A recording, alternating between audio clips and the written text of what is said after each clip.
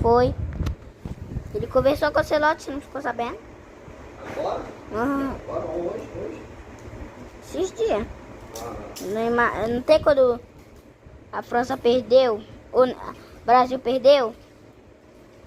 Pois é, aí o Ancelotti conversou, aí o Ancelotti ligou pro Neymar, ligou pra ele.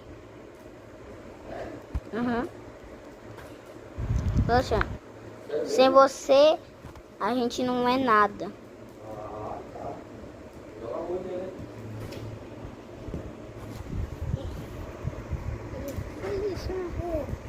Tchau.